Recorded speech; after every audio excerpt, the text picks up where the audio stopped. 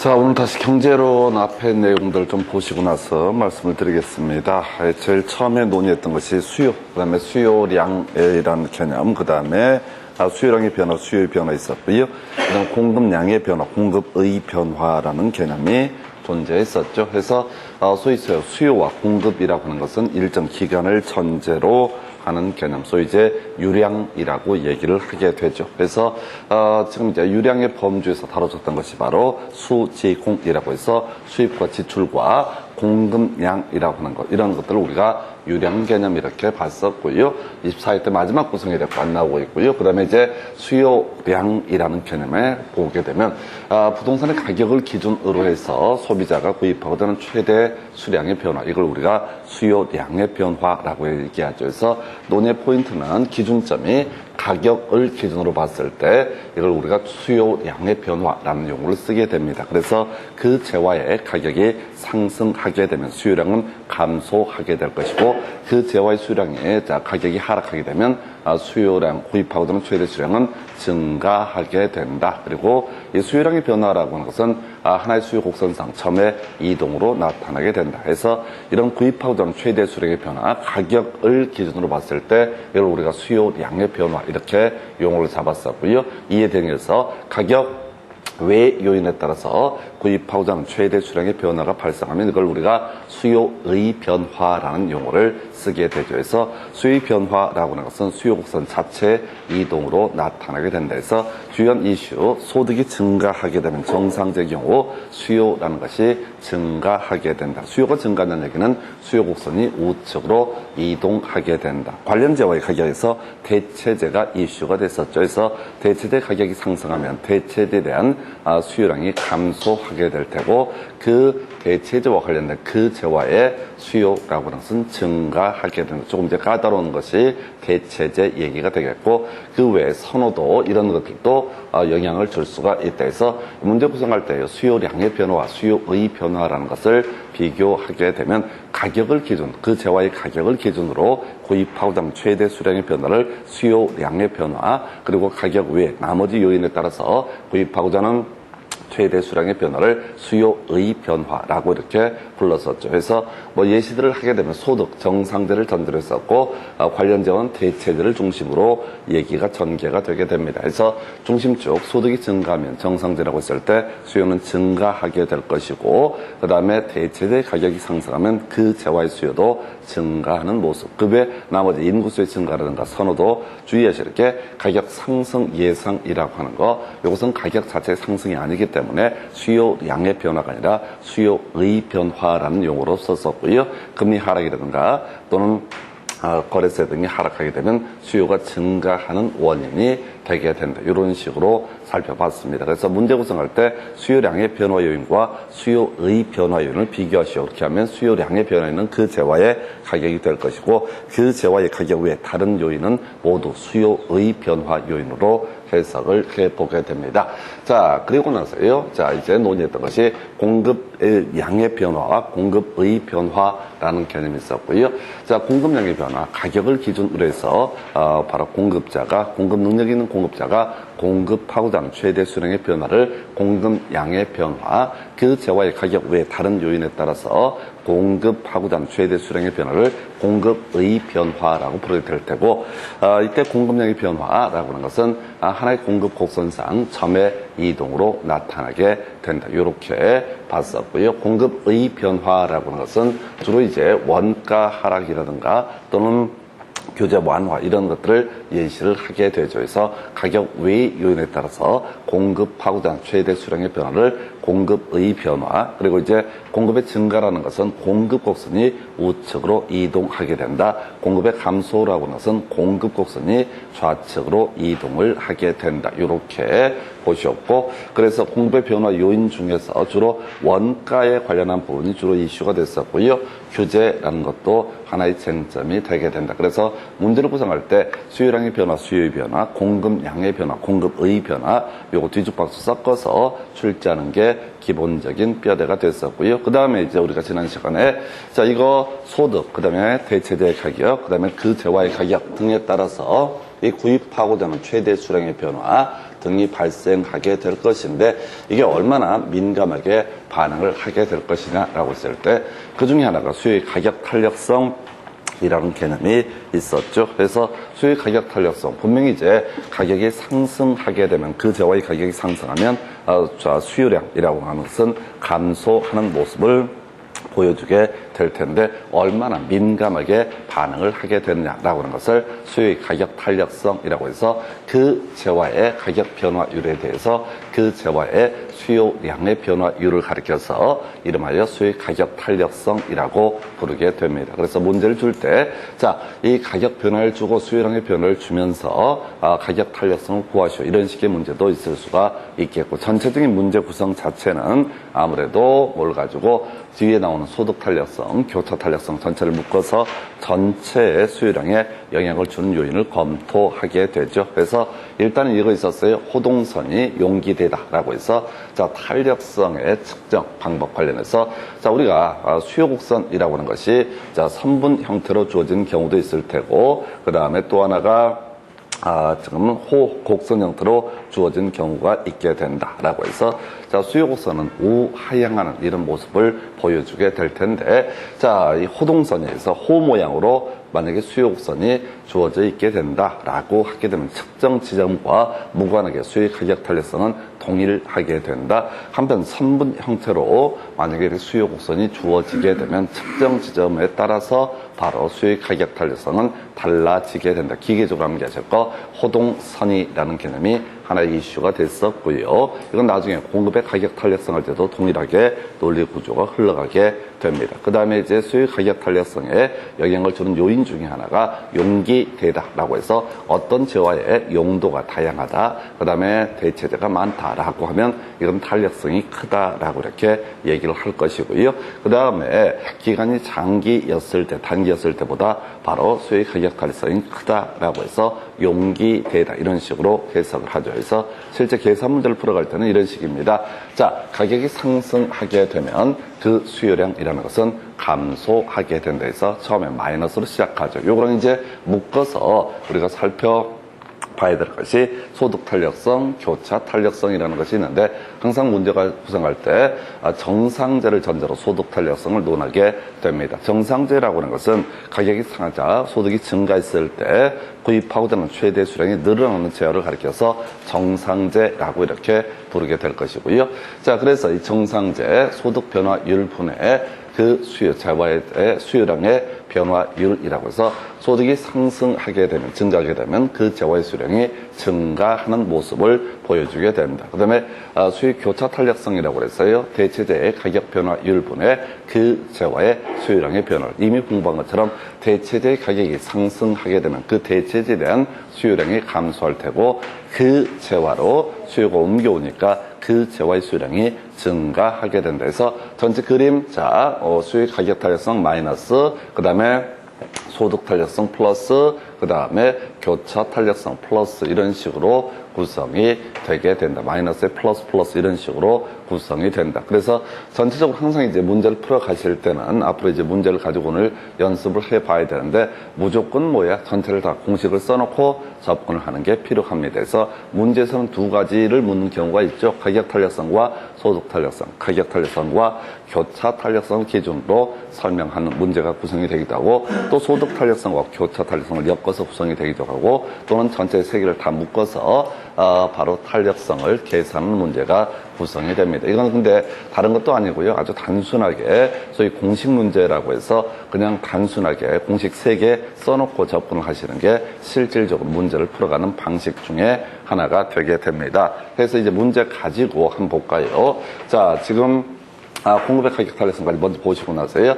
공급의 가격 탄력성, 가격 변화율분의 그 재화의 공급량의 변화율이라고 해서 가격 상승하게 되면 공급량은 증가하게 된다. 근데 가격 변화율 대비 공급량의 변화율이 얼마나 큰가를 따져보는 것을 공급의 가격 탄력성. 그래서 수요의 가격 탄력성이나 공급의 가격 탄력성이 크다라는 얘기는 가격이 조금만 변화되더라도 상대적으로 수요량 또는 공급량이 엄청 실이 많이 변하는 것을 가리켜서 탄력적이다라고 평가를 할 테고 가격이 아무리 변화하더라도 공급량 또는 수요량의 변화가 거의 없는 것을 가리켜서 비탄력적. 그래서 뉘앙스상 탄력적이라고 하는 것은 좀 능동적으로 어떤 상황 변화에 좀 격하게 반응하는 것을 탄력적이다라고 이렇게 부르게 될 것이고, 이에 대해서 비탄력적이다라고 하는 것은 가격 변화에 대해 둔감하게 반응하는 것을, 수요량의 변화율 또는 공급량의 변화율이 둔감하게 반응하는 것을 비탄력적이라고 정의를 하죠. 그래서 자, 이게 아직 안 나오는데 호동선이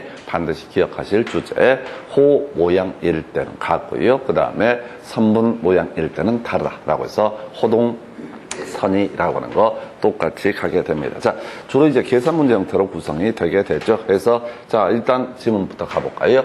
수요의 가격 탄력성에 관한 설명 틀린 것을 고르시오라고 이렇게 되어 있습니다.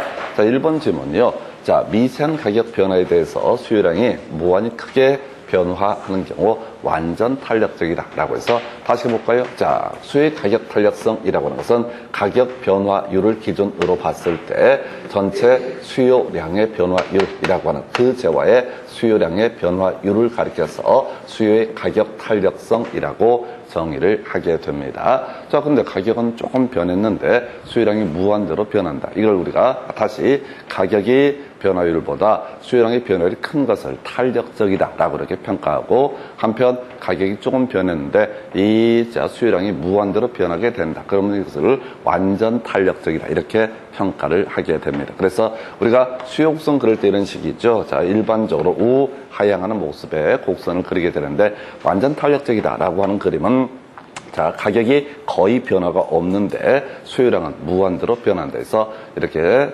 선분 형태, 직선 형태, 수평선 형태로 그리는 것을 완전 탄력적이다 이렇게 평가를 할 테고, 이에 대응해서 자, 가격이 있고요. 가격이 있고 거래량이라고 하는 것이 있다라고 이렇게 했을 때 이렇게 수직선 형태로 그리는 것을 완전 비탄력적이다. 즉 가격이 여기서부터 여기까지 아무리 변화해도 수요량은 전혀 변화가 없는 상태, 이걸 우리가 완전 비탄력적이다 이렇게 평가를 하게 됩니다. 그래서 우리가 이제 선분 형태의 이 차트를 가지고 그리게 되면 완전 탄력적이다 누워있는 것을 얘기하고요, 완전 비탄력적이다 서 있는 것을 얘기하게 된다. 이렇게 봐야겠고요.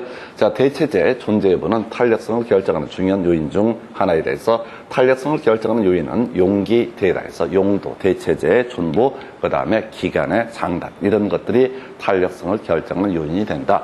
일반적으로 수요에 대한 관찰 기간이 길어질수록, 장기란 얘기죠. 탄력성 작아지게 된다. 틀렸죠? 좀 쉽게 나오는 문제. 기간이 장기일수록 어떻다? 탄력적으로 반응을 하게 된다. 해서 예를 한번 들어볼까요? 우리가 이제 빵을 사 먹는다라고 했을 때 빵값이 오르게 된다. 자, 오늘 10% 올랐어요. 그렇다고 해서 빵을 쭉 드시던 분이 갑자기 빵을 끊지는 않을 겁니다. 근데 그게 한 달이 되고 두 달이 되고 이렇게 되게 되면 어떻다? 다른 대체제를 구하려고 노력을 하게 될 겁니다. 그래서 기간이 탄력적일수록 기간이 장기일수록 어떻다? 결국은 더 수요는 탄력적으로 반응을 하게 된다. 이런 논리 구조가 되는 거예요. 그래서 용기대다. 고액이 공식에 대입하면 3번 질문 틀리게 뽑았고요. 용도가 다양할수록 탄력성은 커지게 된다. 그 다음에 5번 질문, 수요의 가격 탄력성이 비탄력적이다라고 하는 것은 공식 봐야 돼. 가격 변화율보다 수요량의 변화율이 작다는 것을 가리켜서 우리가 비탄력적이다라고 봅니다. 그래서 분자가 더 크면 어떻다? 탄력적이다. 분모가 더 큰 모가 된다. 비탄력적이다. 자, 분모에 대응해서 분자가 무한대로 변하게 되면 이걸 완전 탄력적이다. 이에 대응해서 지금 이제 0에 수렴한다. 가격이 아무리 많이 변해도 수요량의 변화가 거의 없는 상태, 이걸 우리가 완전 비탄력적이다 이렇게 평가를 하게 됩니다. 이 문제는 좀 쉽게 구성을 했던 거죠. 그래서 용기대다라고 하는 거. 그 다음에 이제 이 내용 자체가 그렇게 어렵거나 쉽거나 이런 문제는 아닌데 너무 단순해서 이제 오히려 공부를 좀 덜하는 부분이 이 부분이 될 거여서 다시 수요의 가격 탄력성 기준점 뭐라고요? 가격 변화율, 분자값은 수요량의 변화율. 그래서 분자가 분모보다 크면 탄력적, 분모가 분자보다 크면 비탄력적. 그 다음에 분자가 무한대로 간다. 그러면 이것을 완전 탄력적, 분자가 0에 수렴을 하게 된다. 그러면 완전 비탄력적. 그래서 가격 변화율하고 수요량의 변화율이 동일하다. 그런 걸 우리가 단위 탄력적 1이라고 얘기를 하게 됩니다. 그래서 이렇게 해서 답은요 3번으로 구성을 했었고요. 그나마 좀 쉽게 내는 문제 패턴. 그 다음 문제 가서 검토를 하게 되면 수요의 가격 탄력성에 관한 설명 옳은 것을 고르시오라고 해서 자 지금 1번 질문 수요의 가격 탄력성이 1보다 작을 때 전체 수입은 임대료가 상승함에 따라서 감소하게 됩니다. 좀 이따 체크를 하겠고요. 자, 대체재가 있는 경우, 대체재가 없는 경우보다 더 비탄력적이 된다라고 해서 일단 틀렸죠?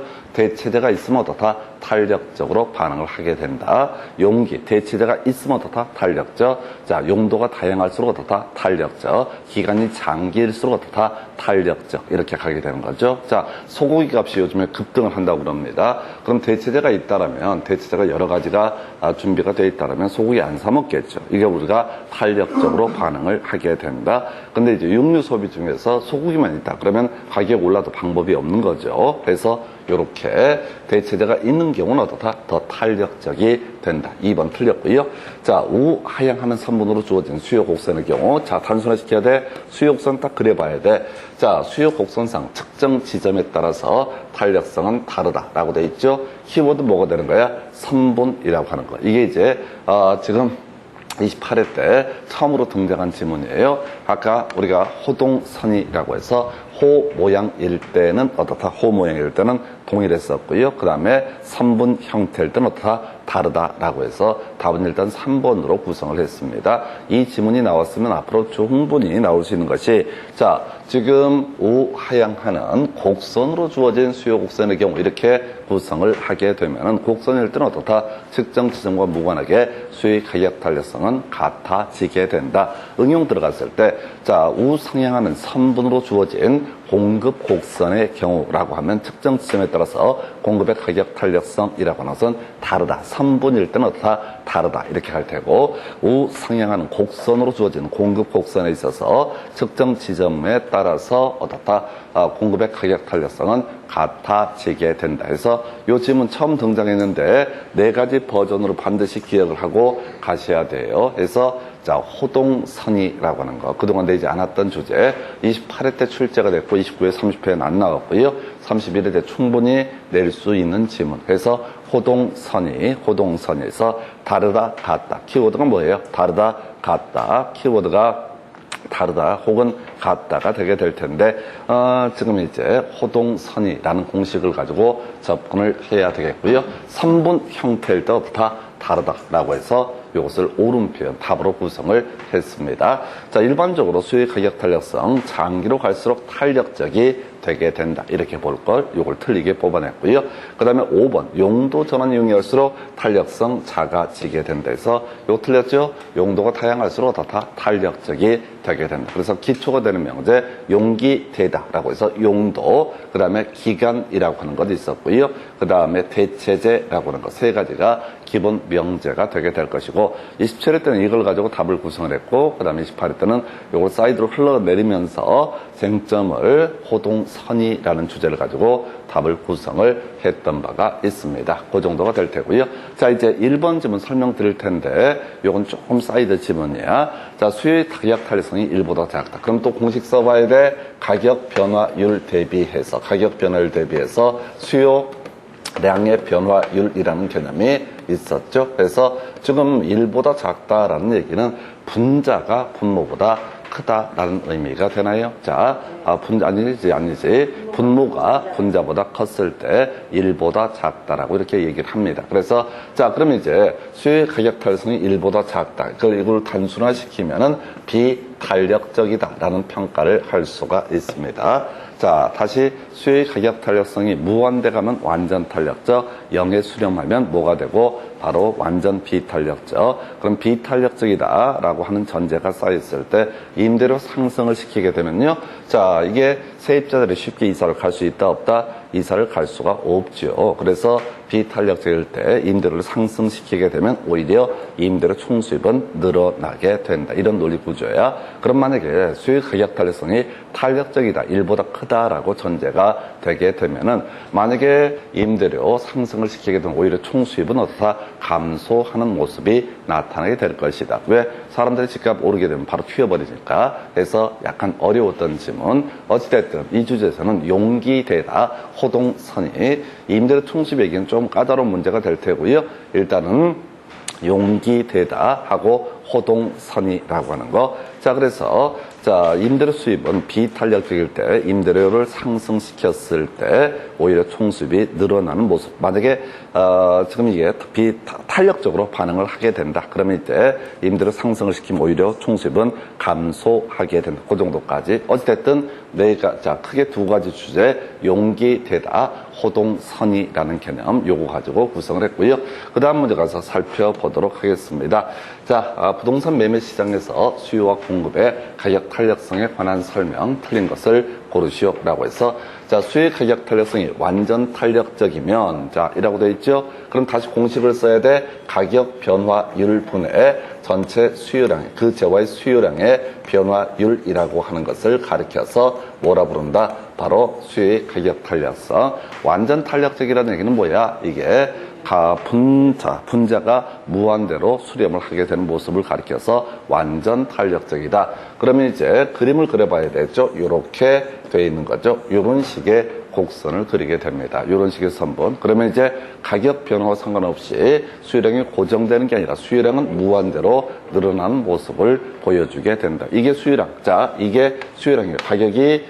가격이 조금만 변해도 수요량은 무한대로 늘어나게 되는 것을 가리켜서 완전 탄력적. 요거 이제 달리 그림을 그리면 이런 식이지. 가격이 있고 거래량이 있을 때 만약에 완전 비탄력적이다라고 전제를 그리게 되면 가격이 아무리 변화해도 다 수요량은 전혀 변화가 없는 것을 가리켜서 완전 비탄력적이라고 부르게 됩니다. 그래서 하여튼 경제론 파트가 조금 골치가 아파요. 이게 이제 어느 궤도에 올라오시기 전까지는 좀 부담스러운 영역 중에 하나가 되게 될 것이고요.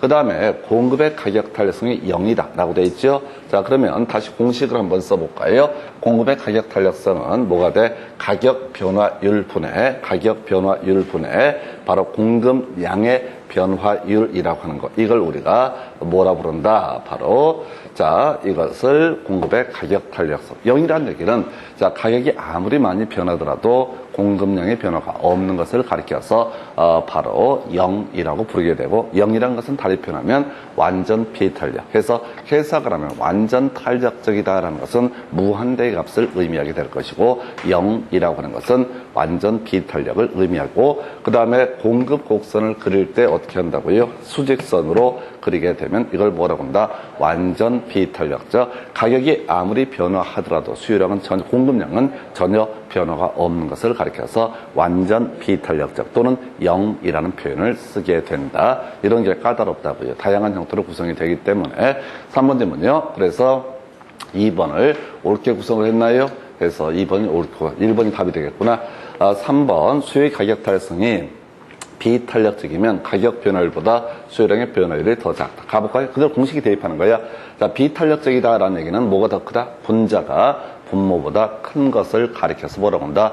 비탄력적이다. 이렇게 얘기합니다. 분자가 분모보다 큰 것을 뭐라고 한다? 비탄력적이다. 자, 그래서 자, 비탄력적이라는 얘기는 가격의 변화율보다 수요량의 변화율이 더 큰 것을 가리켜서 뭐라고 한다? 비탄력적이다. 이렇게 평가를 하게 됩니다. 그래서 자, 위쪽이 더 커지면 뭐가 되고요? 비탄력적. 아래쪽이 더 커지게 되면 어떻다? 탄력적이다. 라고 이렇게 얘기를 합니다. 그래서 그 정도 살펴보셨고요. 자, 그 다음에 수요 곡선이 수직선이다 라고 되어 있습니다. 이 그림을 얘기하는 거죠. 수요 곡선이 수직선이다. 그러면 수요의 가격 탄력성은 완전 비탄력적이다. 가격이 아무리 변화하더라도 자, 수요량은 변화가 없는 것을 가리켜서 완전 비탄력적이다. 이렇게 봐야 될 것이고요. 자, 5번 공급의 가격 탄력성이 탄력적이면 이런 공식 나와 있죠. 그럼 분자가 뭐보다 크다? 바로 분모보다 큰 것을 가리켜서 탄력적이다라는 평가를 쓰게 되는 거죠. 다시 분자가 분모보다 크면 뭐가 되고 탄력적이 되는 것이고, 그 다음에 분모가 분자보다 크면 뭐가 된다? 비탄력적이라고 이렇게 얘기를 합니다. 그래서 자, 공급의 가격 탄력성이 탄력적이다라는 얘기는 가격 변화율보다 공급량의 변화율이 더 큰 것을 가리켜서 뭐라고 한다? 탄력적이다. 해서 지금 경우의 수를 가볼까요? 지금 이걸 좀 정리를 한번 해보십시다. 지금 수요의 가격 탄력성이라는 개념이 있었고요. 그다음에 공급의 가격 탄력성이라는 개념이 있게 되는데, 자, 다시 갑시다. 자, 대가리가 더 크게 되면 어떻다? 탄력적이다 라고 하는 거. 그냥 말을 만들어야 돼. 봐봐. 자, 대가리가 더 커. 대가리가 커. 그러면 뇌가 커. 생각하는 것도 많아. 그러면 이제 조금만 변화가 있어도 다 능동적으로 대응을 하게 된다. 그런데 엉덩이가 무거워. 엉덩이가 무거우면 어떻다? 안 움직이잖아. 뭔 상상을 하시는 거야? 다시 비슷한 상상을 하셨어요. 그래 잘하셨고요. 다시 자, 우리가 엉덩이가 무겁다. 그럼 어떻게 해요? 안 움직이잖아. 안 움직이는 걸 뭐라고 그런다? 엉덩이가 무겁다 이렇게 표현을 하잖아. 우리 동네하고 그 동네하고 얘기가 틀리나? 언어가? 다시 엉덩이가 무겁다. 그럼 어떻다? 움직이지 않는다고 쪼그려져 있는 것을. 그래서 분모가 분자보다 크면 어떻다? 이걸 안 움직이니까 비탄력적이다 라고 이렇게 얘기할 것. 대가리가 더 크다 라고 하게 되면 어떻다? 대가리를 많이 굴리니까 어떻다? 수틀리면 튀고 등등등. 그래서 이걸 우리가 탄력적이다. 대가리가 겁나 무한대로 커지는 것을 뭐라 본다? 완전 탄력적. 엉덩이가 땅을 치고 들어간다. 그럼 뭐가 된다? 완전 비탄력적. 이 공식에 대입해서 경우의 수를 보셔야 돼. 다시 분모가 분자보다 크면 어떻다? 비탄력적. 자, 그리고 분자가 거의 0에 수렴하는 경우를 뭐라 본다? 완전 비탄력적. 그 다음에 분자가 분모보다 크면 뭐가 된다? 탄력적. 근데 분자가 분모에 비해서 무한대로 커지게 되면 이걸 뭐라고 한다? 완전 탄력적. 다시 수요의 가격 탄력성이 됐든 공급의 가격 탄력성이 됐든 대가리 큰 거하고요, 엉덩이 큰 거 이렇게 두 개로 비교를 하십시다. 그래서 분자가 더 크다. 그러면 어떻다? 탄력적이 되게 된다. 분모가 더 크다라고 하면 그걸 비탄력적이라고 부르게 된다. 그래서 왜 표정 말 잘못했어요? 분모가 더 크면 비탄력적. 좋은 학교를 나오셔야 된다니까. 그래서 유치원 어디 나오셨어요? 유치원 못 나오셨죠? 그런 것 같아요. 이게 초등교육이 중요한데 그 교육을 제대로 받지 못하게 되면 여기 분모 엉덩이하고 대가리 구분이 안 되는 거지. 그래서 유치원 때 그걸 다 배우시잖아요. 엉덩이와 대가리 차이에 대해서 위에 있는 게 뭐가 되고 대가리가 되고 밑에 있는 게 뭐가 된다? 엉덩이가 된다. 그래서 다시 갑시다. 아주 간단한 주제인데 들으면 다 알아. 근데 이게 몇 초 안에 팍 치고 나와야 되거든요. 그래야지 실제 시험 문제를 풀어가실 수가 있어. 자, 분모가 더 크면 어떻다? 비탄력적. 자, 엉덩이가 더 크다고! 엉덩이 딱 앉아있어. 그러면 가끔 이제 도서관한테 공부하는 분들이 있어. 전에 어떤 분 한 60 넘었던 상당히 연세 드셨던 분인데 나보고 막 비난을 해. 해서 대가리가 크다 이거지. 왜? 책상에 같이 앉아서 공부를 하는데 30분을 못 참고 기어나가고, 그래서 떠들다가 또 앉아서 앉아있으면 또 30분을 못 참고 뛰어나가고, 아주 더럽게 그냥 방방밖에 다닌다 이거지. 제가 학원에서 학생하고 같이 공부를 한 적이 있었다고. 근데 그분 말씀인즉슨 엉덩이가 무거워야지. 나처럼 한 번 앉으면 6시간씩 이렇게 앉아있어야지 이게 공부를 똑바로 하는 거지. 그분은 떨어졌고 나는 붙었어. 그럼 됐잖아. 다시 이제 오랫동안 쭈그려 앉는다고 해서 그게 점수가 연결되는 게 아니에요. 기본 개념을 정확히 잡으셔야 되고, 그 다음에 제일 중요한 건 시험장 가셔서는 생각하실 짬 자체가 없다는 거예요. 다시 갑시다. 오늘 이거 틀 잡으셔야 돼. 자, 분모가 더 크다. 뭐가 다? 엉덩이가 더 크니까 안 움직여. 그래서 이걸 비탄력적. 대가리가 더 크다. 그러면 어떻다? 탄력적이다. 대가리가 겁나 커서 무한대의 값을 갖게 된다라고 하게 되면은 이것을 완전 비탄력적. 자, 엉덩이가 너무 크다. 그래서 분자 값이 미미하다. 0에 수렴한다. 라고 하면 이걸 뭐라고 한다? 완전 비탄력적. 그리고 이걸 곡선으로 그리게 되면 자, 수요가 됐든 공급이 됐든 자, 수직선 형태가 되게 되면은 이제 완전 비탄력이 될 테고, 수평선 형태가 되게 되면 어떻다? 완전 탄력적이다 라고 하는 거. 요거 엉덩이하고 대가리 문제로 접근을 해 가시면 좋을 것 같습니다. 그래서 분모가 분자보다 크면 어떻다? 바로 비탄력적. 분자가 분모보다 크면 어떻다? 탄력적이다. 분자가 무한대로 커지면 완전 탄력적. 그 다음에 분모가 무한대로 커져서 결과적으로 분자가 0에 수렴하게 되면 완전 비탄력적. 이렇게 보셨고, 이런 탄력성에 영향을 주는 요인, 수의 가격 탄력성에서 용기되다라고 하는 거, 이렇게 설명을 드렸습니다. 그래서 이런 것들 자체가 내용이 어렵고 쉽고의 문제가 아니라 시험 보시는 과정에서 깜빡깜빡 하시게 됩니다. 그래서 완전 탄력적이다라는 얘기는 뭐야? 분자가, 대가리가 엄청 크다라는 의미이기 때문에 수요량이 엄청나게 무한대로 변하게 된다. 이런 의미. 그래서 1번을 틀리게 구성을 한 겁니다. 그래서 이 정도 보셨고요. 그 다음 주제 가지고 보겠습니다.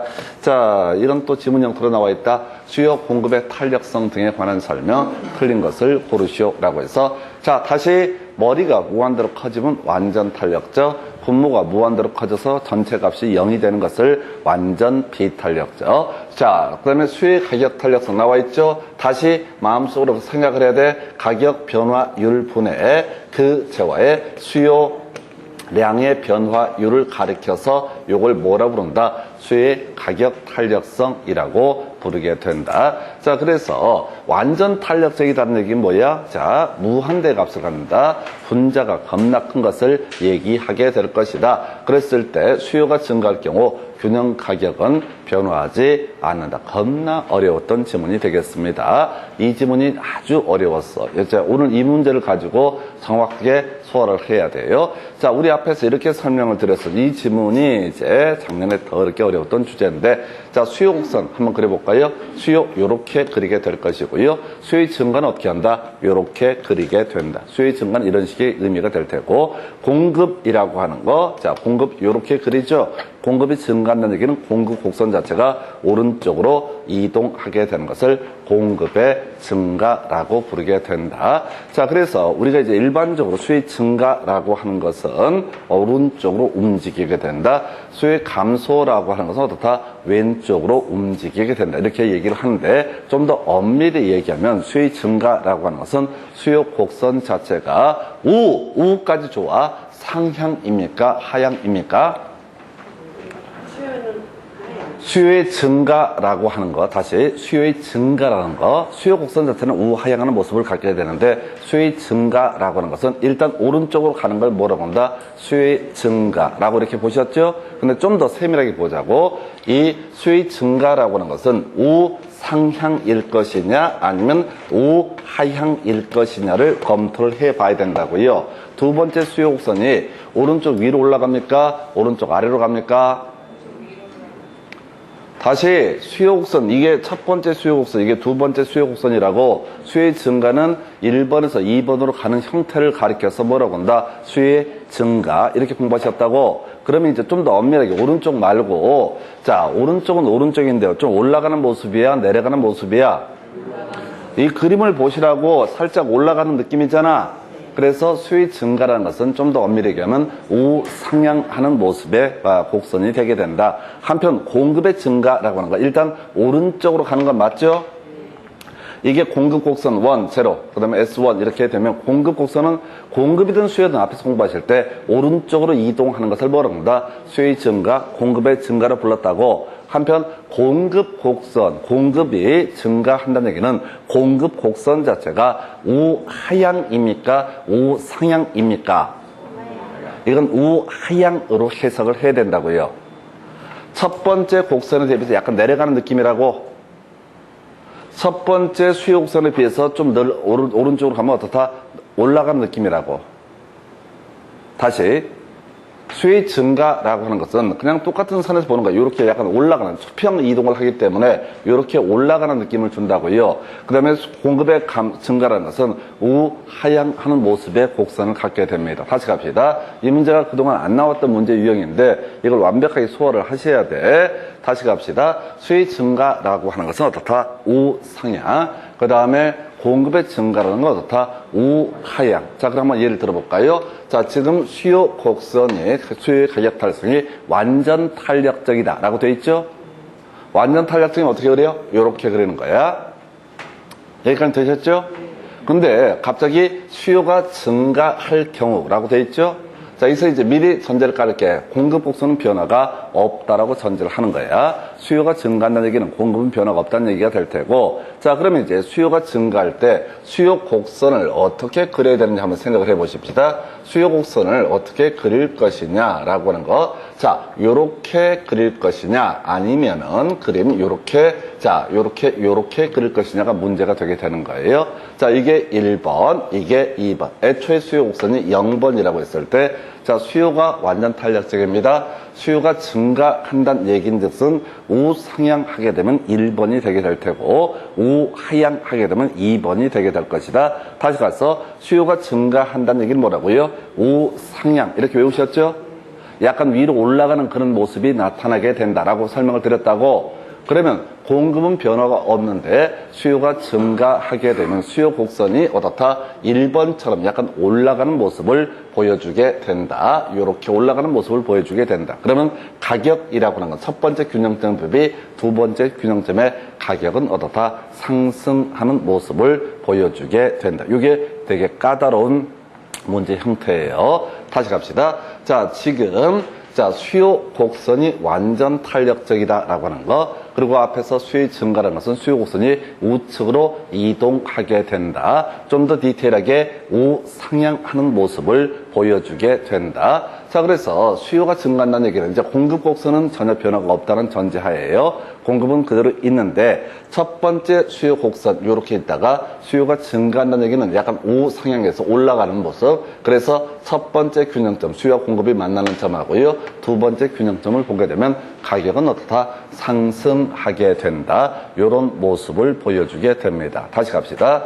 자, 수요의 증가라고 하는 것은 수요 곡선 자체가 우상향하는 모습을 보여주게 된다. 자, 그래서 자, 수요가 완전 탄력적이라고 전제를 깔고 있어요. 자, 그랬을 때 수요가 증가한다는 얘기는 약간 오른쪽 위로 올라가는 모습을 보여주게 된다. 그래서 균형 가격은 어떻다? 상승하게 된다. 이런 식의 해석이 가능한 거야. 그래서 이 얘기를 가려면 먼저 출발점 자체가 뭐냐면은 저게 전제가 돼야 돼. 수요의 증가라는 것은 뭐가 되고 우상향, 수요의 감소는 뭐가 된다? 우하향. 이렇게 전제를 삼아야 되고, 공급의 증가라는 것은 우하향, 그 다음에 공급의 감소라는 게 좌상향이라는 모습을 보여주게 된다. 그래서 이렇게 가는 거라고요. 자, 우하향, 그 다음에 얘는 뭐야? 좌상향. 공급의 감소는 좌상향. 근데 어차피 감소까지 내지도 않아. 증가만 가지고 구성을 해도 대한민국의 대부분 수험생이 다 작살나는 그런 문제 패턴이 되게 됩니다. 자, 이거 30회 때 아주 어려웠던 문제 중에 하나. 막 처음에 이제 복수정답 시비도 나오고 등등등 했던 문제가 바로 이 문제인데, 역시 새로운 유형의 문제가 등장을 했어요. 소화하셔야 됩니다. 자, 수요가 완전 탄력적이다라고 전제했을 때 수요가 증가한다는 얘기는 수요 곡선이 우상향하는 모습으로 가게 된다. 그래서 뭐라고요? 우상향하는 모습을 보여주게 된다. 그러면 공급은 변화가 없다는 얘기니까 가격은 상승하게 될 것이다. 그리고 거래량은 증가하게 된다. 이런 식의 얘기. 자, 그럼 요거 하나 봤으니까요. 하나 더 살을 붙여서 공부를 해볼까요? 만약에 공급이라고 하는 것을 가지고 가볼까요? 자, 공급이라고 하는 것이 있다. 그래서 공급이 완전 탄력적이다라고 한번 전제를 해보겠습니다. 그럼 공급 곡선이 어떻게 이렇게 수평선으로 가게 될 것이다. 자, 공급이 증가한다는 얘기는 우하향입니까? 우상향입니까? 우하향이 돼야 되는 거죠. 공급이 증가한다는 의미는 우하향하는 의미로 해석을 할 수가 있겠다 해서, 자, 요거를 이렇게 가볼까요? 이렇게 가서, 자, 공급이 우하향하게 되면 이렇게 공급 곡선을 그리게 됩니다. 수요 곡선은 그대로 원래대로 변화가 없다라고 전제를 하게 되면 수요 곡선 이런 모양이 될 거야.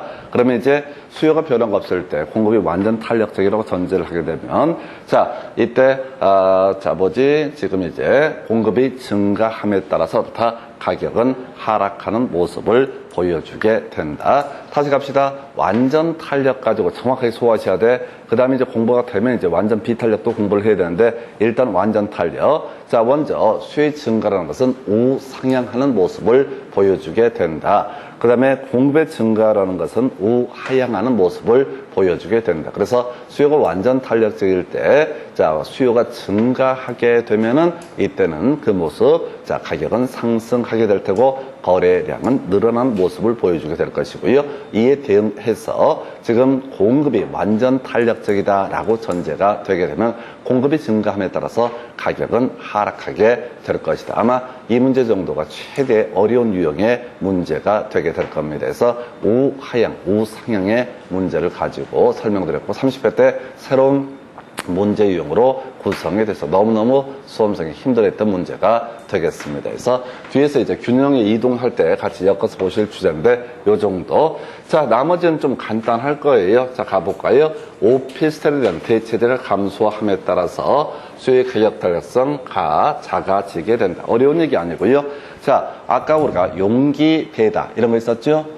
용도가 다양할수록 대체재가 많을수록 기간이 장기일수록 어떻다? 탄력적이다. 그러면 대체재가 감소한다는 얘기는 바로 비탄력적이 되게 된다. 거꾸로 낸 거야. 아까 대체재가 많을수록 어떻다? 탄력적이다. 이런 명제들 자주 나왔었고요. 그럼 대체재가 작아지게 되면 어떻다? 비탄력적이 되게 된다라고 하는 거. 해서 2번 오른편, 3번 공급의 가격 탄력성이 수요의 가격 탄력성보다 작은 경우 공급자가 수요자보다 세금 부담이 더 크다라고 했어요. 이것도 이제 문제가 까다로웠던 게 정책론 뒤에서 나올 얘기를 미리 땡겼어요. 그래서 자, 조세 전가 요거 나중에 정책론 파트에서 공부를 할 텐데 이렇게 합니다. 자, 우리가 다 수요자가 있고요, 공급자가 있다. 수요자가 있고 공급자가 있다라고 한번 전제를 해보겠습니다. 자, 비탄력적이다라는 얘기는 오도가도 못하는 것을 뭐라고 한다? 비탄력적. 아까 엉덩이가 무겁다고 그랬잖아. 그래서 오도가도 못하는 것을 비탄력적. 탄력적은 대가리 커서 언제든지 움직일 수 있는 것을 뭐라고 한다? 탄력적이라고 얘기를 합니다. 그래서 지금 보니까 수요하고요, 공급의 가격 탄력성하고 수요의 가격 탄력성을 비교하니까, 자, 뭐가 더 지금 작다는 거야? 공급이 작다라고 되어 있죠? 공급이 더 작다고 되어 있죠?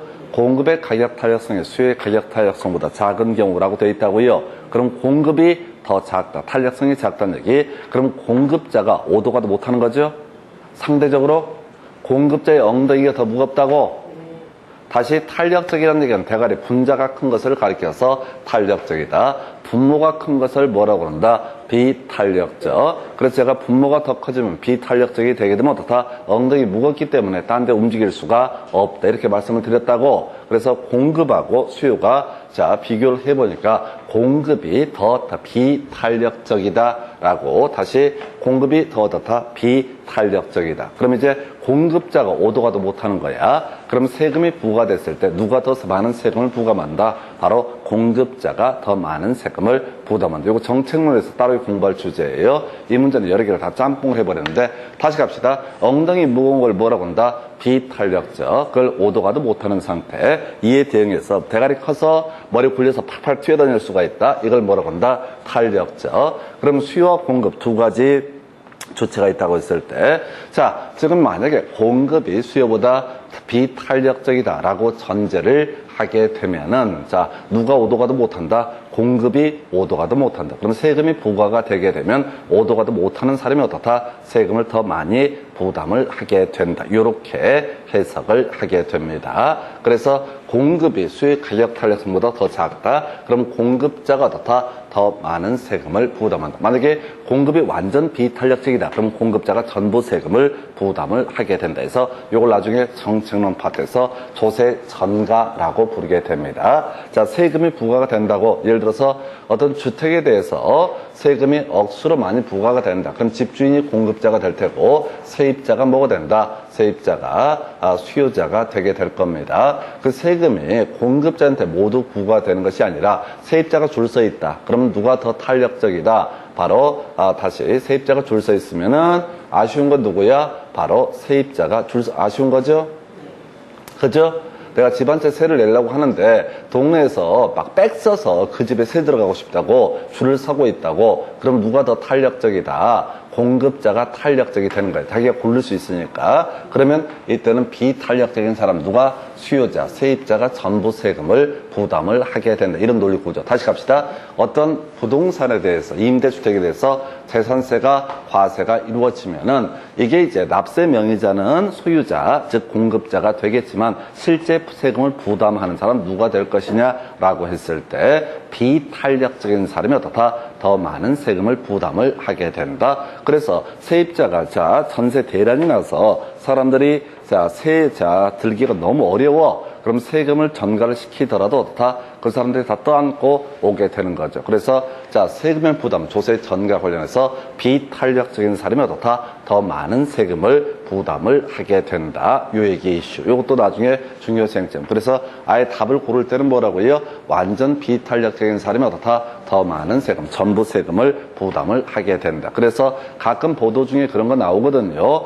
종부세라든가 재산세에 대한 세율을 인상을 시켜서 보유세를 좀 늘려보자라고 이렇게 하게 되면은 거기에 집어넣는 것들이 난리 굿을 치게 됩니다. 그래서 인터넷 그 키보드 워리어들이 종부세하고 재산세를 겁나 올려가지고 세금을 절대 한 사람이 집 두 채를 못 갖게 만들자, 이런 식의 획기적인 정책들을 발의를 하는데, 그러니까 그게 찌그러져 있는 거지. 세상 일이 그렇게 쉽지가 않다고. 보유세를 많이 늘린다라고 했을 때 경우에 따른 뭐라고요? 세입자가 그 세금을 더 떠안을 수도 있다. 지금 이제 집주인이 전에는 예를 들어서 재산세를 안 낼 때 월세 50만 원 받다가 재산세를 많이 내니까 이제 재산세 한 5만 원 늘렸다 하십시다. 열받아가지고 60만 원 딱 세를 책정을 해버려요. 그럼 경우에 따라서 세입자들이 만약에 임대주택이 부족하게 되면 세입자는 눈물을 머금고 그 집에 들어가 살아야 되니까 그 세금을 다 부담하는 문제가 발생을 할 수가 있다. 그래서 하여튼 이게 경제학 공부하다 보면 세상에 쉬운 일이 없어요. 그렇게 딱 하나의 선을 가지고 이게 딱딱 떨어지는 경우가 없어. 그래서 다시 갑시다. 외울 게 뭐라고요? 비탄력적인 사람이 더 많은 부담을 하게 된다. 정책에서 중요 이슈가 되게 됩니다. 다시요. 엉덩이 무거운 것을 뭐라고 한다? 비탄력적. 대가리 커서 팔팔 대가리가 돌아가서 상황 변화에 능동적으로 대응하는 걸 뭐라고 한다? 탄력적. 오늘 엉덩이와 대가리에 대해서 설명을 드렸어요. 그래서 또 이게 용어가 마음에 안 든다고 지랄을 하실 분이 혹시 있을까봐 걱정을 하는데 지금 걱정이 아니라 좀 그런 생각이 드는데 어차피 내 마음대로 할 거니까 신경 쓰지 마세요. 그래서 단어가 마음에 안 들면 자기가 만들면 되잖아. 더 좋은 아이디어 있으면 얘기를 해보고요. 그래봤자 내 마음대로 할 거니까.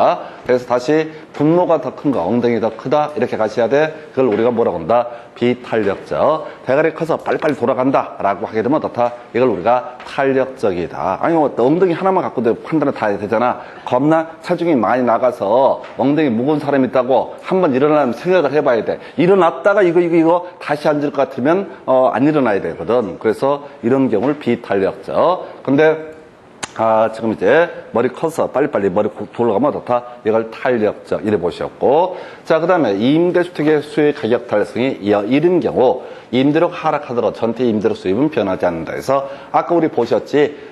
지금요 수요 가격 탄력성이 탄력적이다 라고 하면 임대료 올렸을 때 어떻다? 오히려 임대료 수입이 감소하게 될 것이고요. 만약에 단위 탄력적이다 그러면 임대료 가격 상승하락은 영향을 주지 않는다. 만약에 수요 가격 탄력성이 비탄력적이다 라고 전제를 하게 되면 임대료를 올렸을 때 총 수입은 오히려 어떻다? 늘어나는 모습을 갖게 된다. 다시 이거 2번 연속 나왔으니까 혹시 답을 뽑을 수도 있어.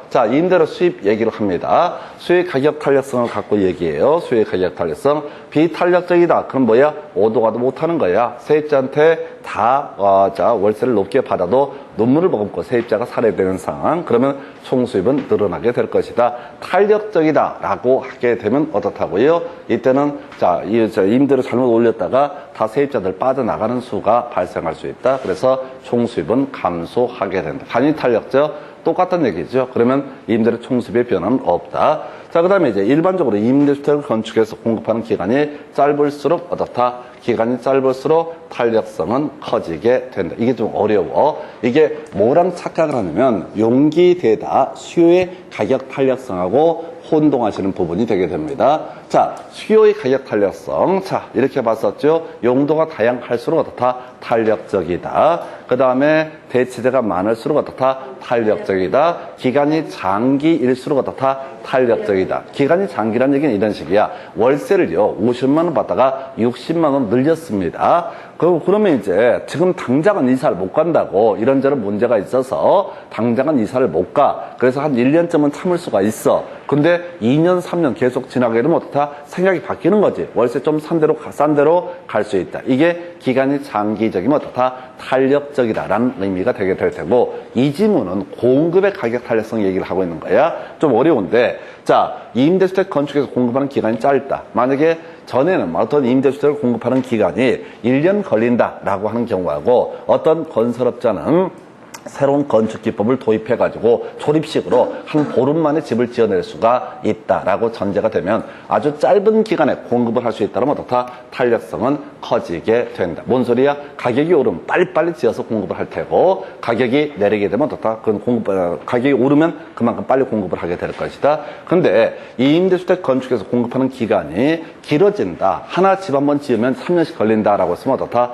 가격 변화율. 가격이 변한다고 해서 바로 이 임대주택을 공급할 수는 없을 것이다. 해서 지금 새롭게 나온 지문. 이게 이제 용기되다. 수요의 가격 탄력성에 대응해서 바로 공급의 가격 탄력성이라고 하는 개념을 가지고 구성을 했어요. 그래서 이 문제는 사실 대단히 어렵습니다. 어렵다는 게 뭐냐면 각각의 정책론이라든가 곳곳에 있는 영역을 다 엮어가지고 한 문제로 구성을 한 사례가 되겠습니다. 자, 다시 좀 길어졌는데 다시 갑시다. 기본 공식부터 시작하는 거예요. 수요의 가격 탄력성, 가격 변화율분의 수요량의 변화율, 공급의 가격 탄력성, 가격 변화율분의 수요량의 공급량의 변화율이라고 하는 거. 그래서 다시 분모가 더 커지게 되면 비탄력적, 분자가 더 커지게 되면 어떻다? 탄력적이다. 수요가 증가한다는 얘기는 수요 곡선이 어떻게 한다고요? 우상향하는 모습을 보여주게 된다. 이에 비해서 공급이 증가한다는 얘기는 우하향하는 모습을 보여주게 된다. 그래서 제일 어려웠던 주제, 새로 나온 주제,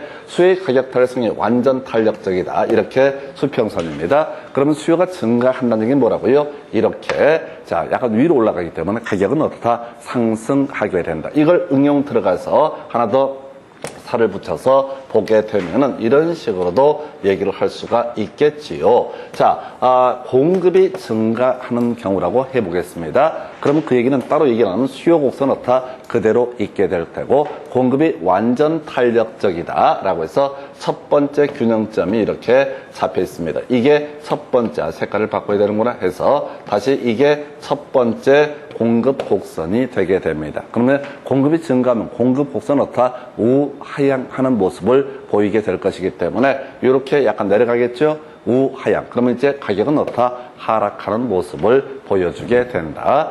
공급이 완전 탄력적일 때 공급이 증가하게 되면 가격은 하락하는 모습을 보이게 될 테고, 수요가 완전 탄력적일 때 수요가 증가하게 되면 어떻다? 바로 이때 자, 가격은 상승하는 모습을 보여주게 된대서 우리가 이제 가격의 균형의 결정 이동까지 설명을 드린 주제가 되겠습니다. 그래서 자, 이렇게 보셨고요. 조금 어려웠던 얘기에서 잠시 끝났다가 이제 계산 문제부터 이어서 설명을 드리도록 하겠습니다.